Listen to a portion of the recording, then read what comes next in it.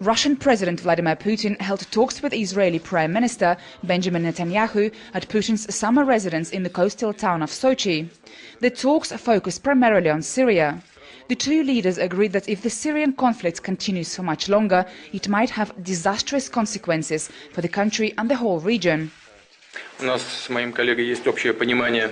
Only a quick cessation of hostilities and violence and a political settlement can prevent a negative scenario in Syria.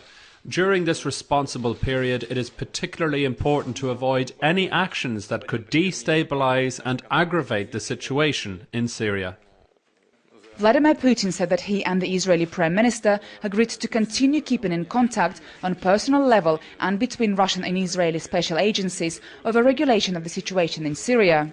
Russia says it is really concerned by Israeli airstrikes on targets inside Syria.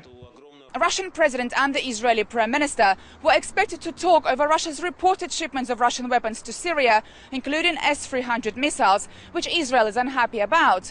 Last week, Russian Foreign Minister Sergei Lavrov said that Moscow was not violating any international sanctions, had no plans to sign new arms deals, and would only honour contracts already signed with Syria, neither denying nor confirming reports that it was preparing to sell Damascus S-300 air defence systems. Neither Putin nor Netanyahu mentioned the missiles in their comments following talks in Sochi. However, Russian president spokesman later said that they did in fact discuss S-300s. The spokesman said that Russia's position was well known and that Israel heard Russia's argument over the issue.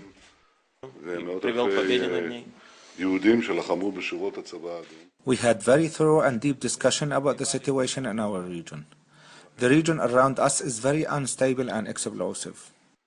The Israeli PM's visit comes on the back of the US Secretary of State John Kerry's recent visit to Moscow, during which he and his Russian counterpart Sergei Lavrov pushed for an international conference on Syria and emphasized commitment to the Geneva Communique.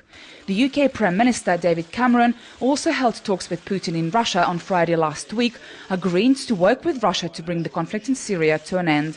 Julia Lubova, Press TV, Moscow.